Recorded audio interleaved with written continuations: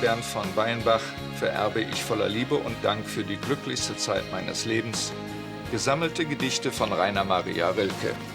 Ich konnte Isabel nicht länger anlegen, verstehst du? Oh Gott, was habe ich nur getan? Ich habe wirklich gedacht, ich kann hier als Dienstmädchen was lernen. Stattdessen stehe ich in der Küche und schrubb Töpfe. Und weil Sie Ihr hochgestecktes Ziel nicht auf Anhieb erreichen, werfen Sie gleich die Flinte ins Korn. Ist das alles? So ist es der letzte Wille ihrer verstorbenen Frau.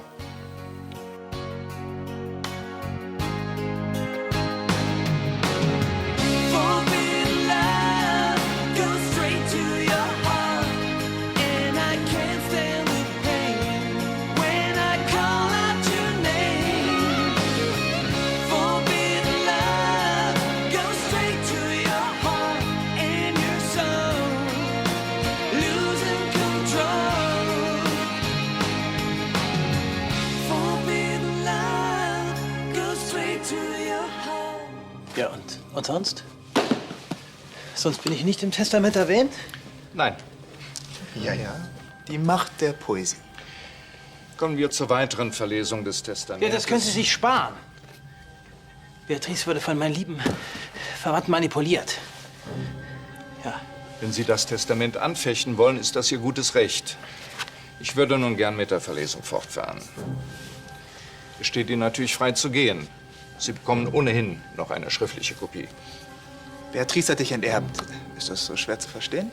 Wenn die Herren jetzt so nett wären, mich weiterlesen zu lassen. Wolltest du nicht gehen? Ich denke nicht dran. Machen Sie weiter.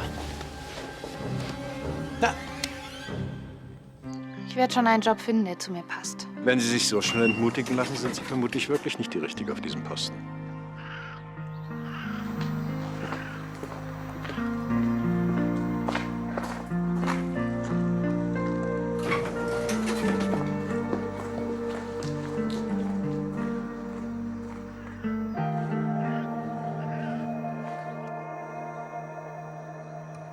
Gloria, Isabel wird doch bestimmt noch mal mit dir sprechen wollen. Sie will nichts mehr von mir wissen.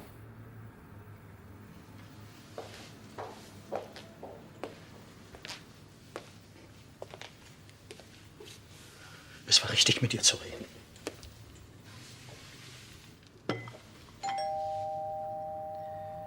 Ja, jetzt habe ich sie gesagt. Und was habe ich davon?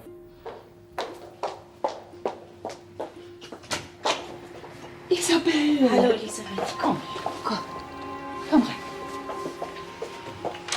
Hallo. Es tut mir leid. Jetzt weiß ich wenigstens, woran ich bin. Ich wollte mit euch über die Tauffeier sprechen. Ja, wir haben bereits einen Tisch reserviert. Bei Charlie Schneider. Schön.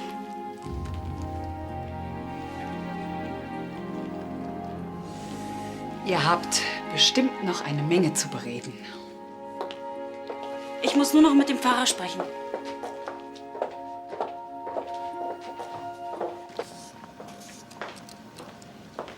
Ein bisschen mehr Tempo, wenn ich bitten darf. Graf Lahnstein erwartet sein Essen pünktlich. Ich mache ja schon so schnell ich kann. Du hast es ja gleich geschafft, Nicolas. Das Gemüse könnte längst fertig sein, wenn Sie es nicht vorgezogen hätten, zwischendurch das Weite zu suchen. Wie oft soll ich mich denn noch dafür entschuldigen? Contenance, Nicolas. War ja nicht so gemeint. Wenn Sie mit dem Gemüse fertig sind, kümmern Sie sich sofort um den Abwasch. Und jetzt halten Sie sich ran. Ursula kann sonst nicht weiterarbeiten. Sehr wohl. Dann schlage ich vor, wir nutzen die Zeit und besprechen den Menüplan für nächste Woche. Einverstanden. Kommen Sie bitte mit.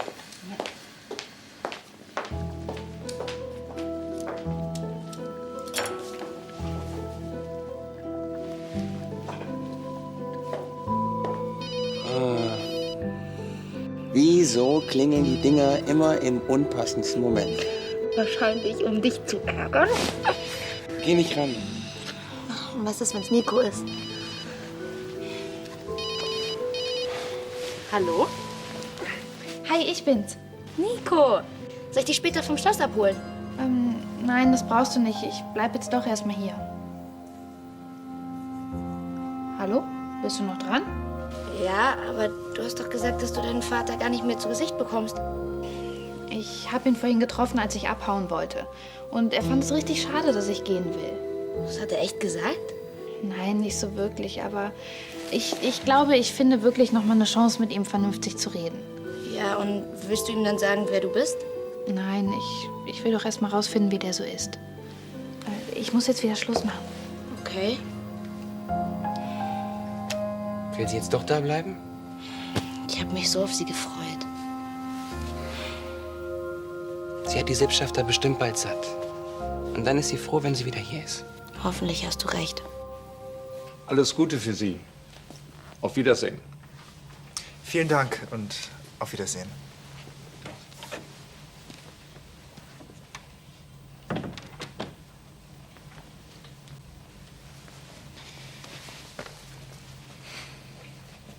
Wer jetzt kein Haus hat, baut sich keines mehr.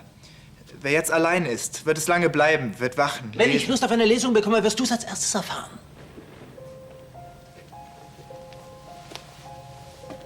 Das war Beatrices Lieblingsgedicht. Aber wenn man so geldgierig ist wie du, dann interessiert man sich natürlich nicht für Gedichte. Ich bekomme schon noch, was mir zusteht. Ich finde, das hast du gerade bekommen.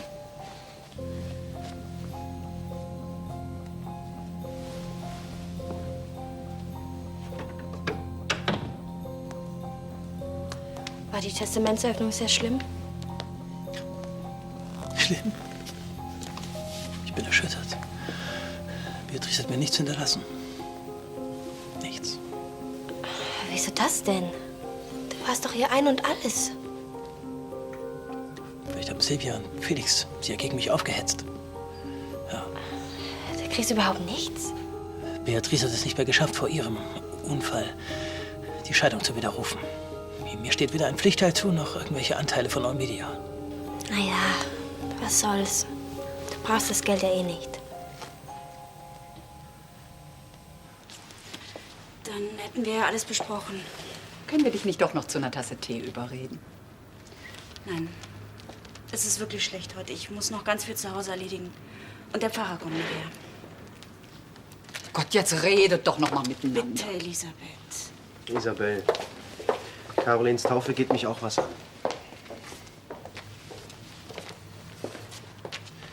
Kann ich nicht bei dem Gespräch mit dem Pfarrer dabei sein? Das ist deine Entscheidung. Wir sehen uns morgen, ja? Tschüss.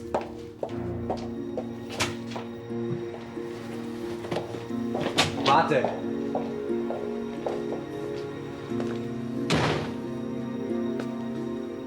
Hab Geduld. Was hast du denn erwartet von ihr so schnell?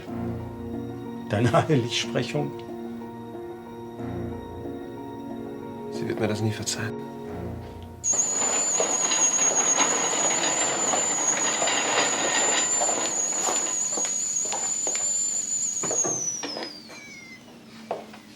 Der gehört in einen anderen Schrank.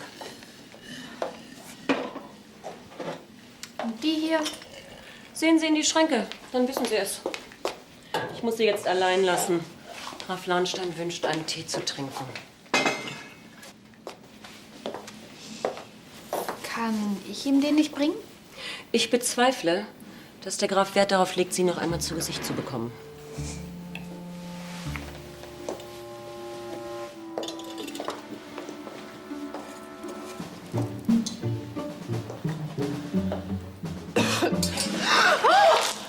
Nicola!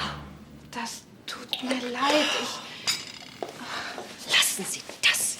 Das tut mir wirklich Sie machen wahnsinnig leid. alles nur noch schlimmer. Wie kann man nur so tollpatschig sein? So kann ich mich doch nicht vor dem Grafen sehen lassen. Ich könnte ihm ja dann den Tee bringen. Nachher regt er sich noch auf, dass es wieder so lange dauert. Ich habe Ihnen schon einmal gesagt, das ist nicht Ihre Aufgabe. Ich habe wirklich kein Problem damit. Irgendwas muss Ihnen doch einfallen. Ihr Rechtsvertreter wisst doch sonst immer was. Hören Sie. Erstens bin ich kein Rechtsverdreher, sondern Justiziar. Und zweitens bin ich ein guter Justiziar. Und wenn Sie keinen Wert mehr auf meine Herr Dienste Schneider. legen... Danke. Tut mir leid, war nicht so gemeint.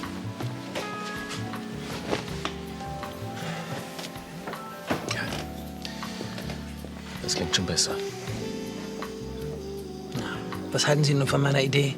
Natürlich können Sie das Testament anfechten, aber Sie werden keinen Erfolg haben. Was raten Sie mir?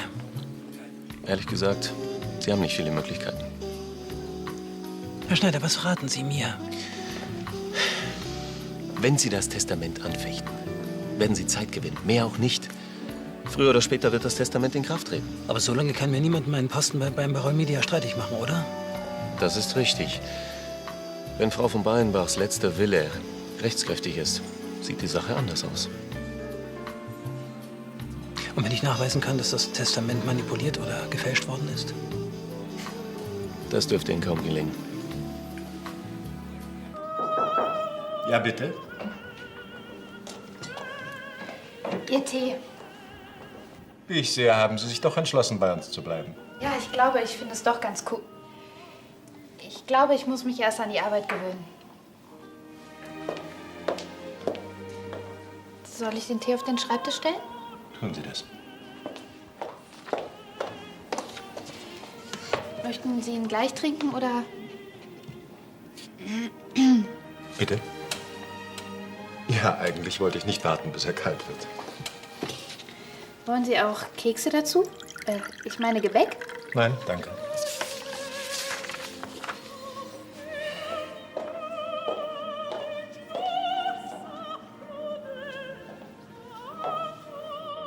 Die haben Sie alle gelesen?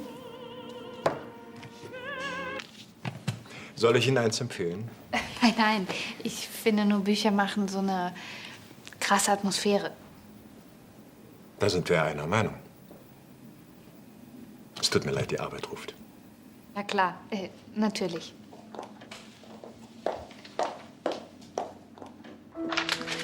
Die ist so süß, wenn sie schläft. Anna, ich habe dich noch gar nicht gefragt, ob du Carolins Patin werden willst. Ich habe gedacht, du möchtest vielleicht nicht. Natürlich. Ich weiß doch, wie sehr du mir geholfen hast. David wird auch Pate. Echt? Oh, das freut mich. Er war eine Riesenhilfe bei der Geburt. Ach, ich hab vergessen, diese Weinlieferung zu bezahlen. Komm, ich mach die Buchhaltung. Ist schon okay. Ich muss hier immer Ordnung reinbringen in den ganzen Papierkram. Ich fange am besten damit an, bevor der Pfarrer kommt. Sag mal, Isabel, willst du diese Taufe nicht lieber verschieben, bis ihr euch ausgesprochen habt? Hm? Ich sehe überhaupt nicht ein, warum ich den Termin verschieben soll, nur weil Florian mit Yvonne ins Bett wollte. Weiß Florian überhaupt von dem Gespräch mit dem Pfarrer?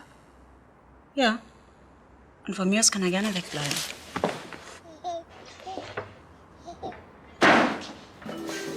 Gut, dann werde ich das Testament in Ihrem Namen anfechten. Und lassen Sie mir unbedingt eine Kopie zukommen, ja? Natürlich. Herr von Bayenbach? Herr Schneider. Hallo, Lars. Ist das nicht ein bisschen früh? In Tokio ist jetzt Happy Hour. Aber auch da heißt es Happy Hour. Wünschen die Herrschaften einen Tisch? Danke, Angelo. Ich habe das Gefühl, dass dieser hier gleich frei wird. Ich würde das Lachen schon noch vergehen. Wenn du das sagst. Zahlen! Ja, geht das zusammen? Gut, das waren dann 2 Kaffee, 2 Whisky, das macht... Schon gut, stimmt so. Dankeschön.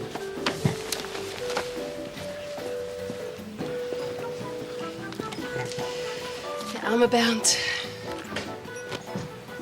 Er sollte nicht so verschwenderisch sein in seiner Lage. Für seine Verbrechen wird er bezahlen. Bis auf den letzten Cent. Hast du was dagegen, dass ich Carolins Taufpatin werde? Ach, darum geht's doch gar nicht. Sondern? Isabel tut so, als hätte ich mit der Taufe nichts zu tun. Ja, dann frag dich mal, warum. Hanna, ich habe einen großen Fehler gemacht, ja. Aber es ist auch mein Kind. Florian, Isabel war hochschwanger.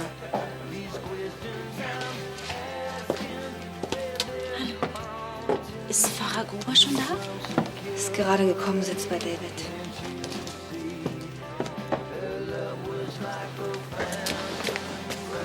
Und es ist wirklich okay, dass ich dabei bin.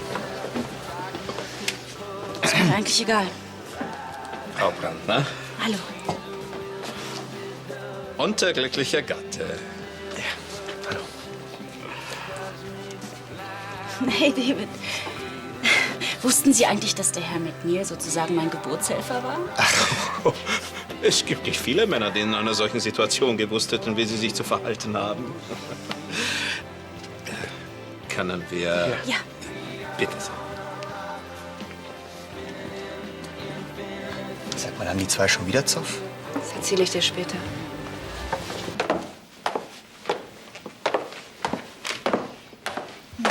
Ist das jetzt alles oder kommt da noch mehr? Nee, das war's. Du weißt nicht zufällig, wo der Graf sich rumtreibt? Der ist mit dem Hausmeister im Park.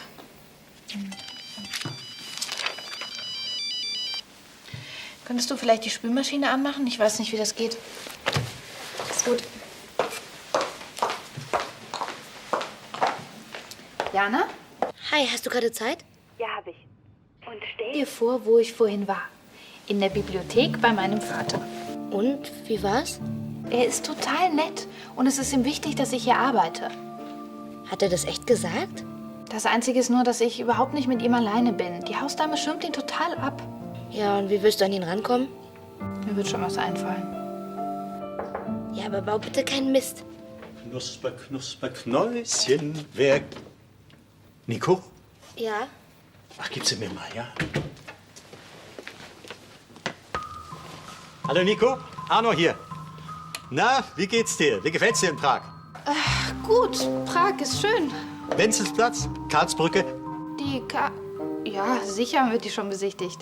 Ja, und wie ist das Wetter? Auch ganz gut. Das heißt, es regnet gerade. Wieso steht das schmutzige Geschirr noch da? Ich kümmere mich sofort darum. Wer war das denn? Unsere Hausdame. Wir haben ja so eine Art Großküche und jeder ist mal mit dem Abwasch dran. Ah, sehr lobenswert. Also, Nico, mach's gut. Ruf mal wieder an, ja? Schade übrigens, dass du nicht bei Carolins Taufe dabei sein kannst. Ja, kann man nichts machen, ne? Also, tschüss. Also, worauf warten Sie? Ich mache ja schon.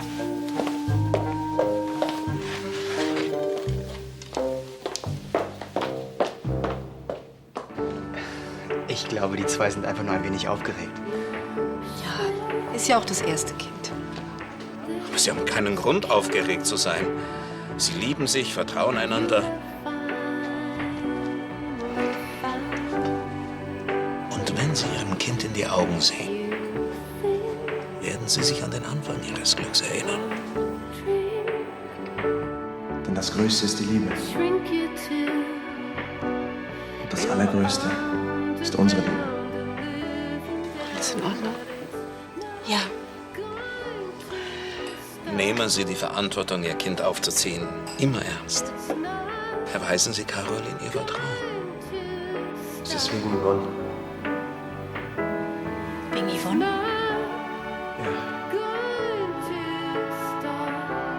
Ich habe mit ihr geschlafen.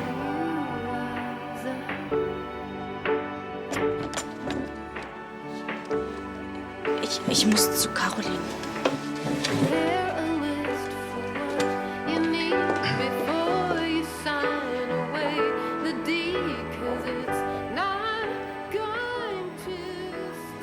Ihm ist, als ob es 1000 Stäbe gäbe und hinter 1000 Stäben keine Welt.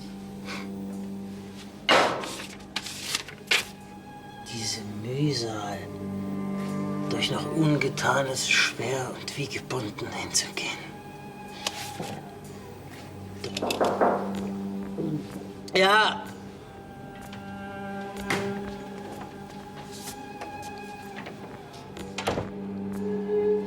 Ihr Whisky. Hören Sie sich das mal an. Ich lebe mein Leben in wachsenden Ringen, die sich über die Dinge ziehen. Wie finden Sie das? Ich weiß nicht. Ja, worauf warten Sie? Stellen Sie es dahin. Nee, jetzt verschwinden Sie. Husch.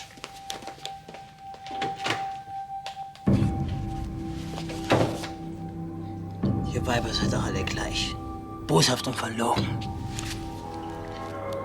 Aber im Gegensatz zu dir bin ich noch am Leben, mein Schatz.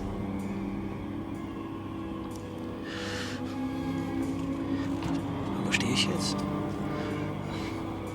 Ohne jeden Cent. Und das verdanke ich alles nur dir!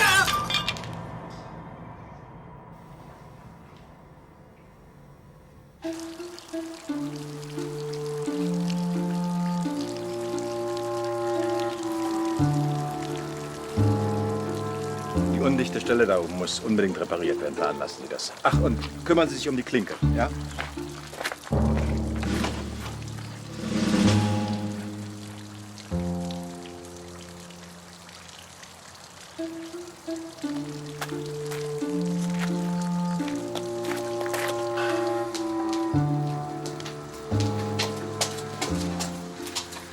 Oh, hallo. Wieso sind Sie nicht bei der Arbeit? In der Küche war gerade nichts zu tun und da dachte ich, ich schaue mich mal ein bisschen um. Ich mag alte Schlösser. Ach, sieh mal einer an. Und das hier, ist das so eine Art Schuppen? Das ist der Eiskeller. Früher, als es noch keine Kühlschränke gab, hat man hier die Lebensmittel aufbewahrt. Aber ich muss los. Sie müssen wieder arbeiten. Ja. Dann mache ich hier mal die Tür auf.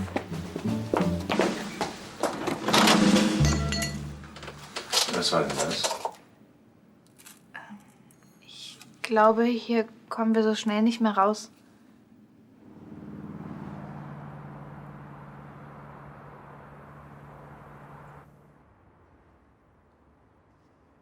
Ach, Carolinchen.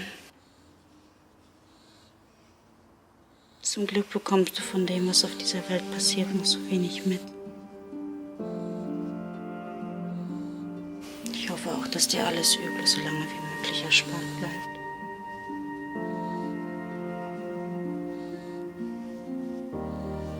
Ich hätte ja auch nicht gedacht, dass das mal so weit kommt. Ich muss wohl akzeptieren, dass dein Papi mich nicht mehr liebt. Hm?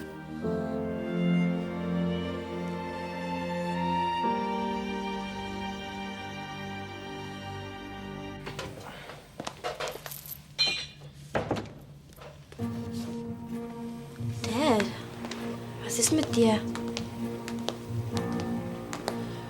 Warst du das? Wenn schon. Hier ist doch eh alles kaputt. Das sagst du doch jetzt nur, weil Beatrice dir fehlt. Beatrice ist tot.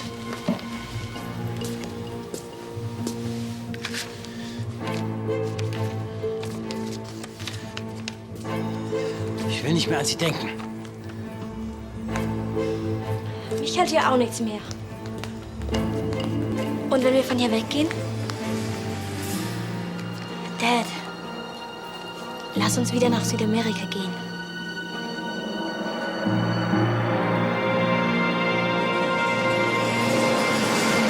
Und so geht es weiter. Wie, du willst ihn bei der Taufe nicht dabei haben?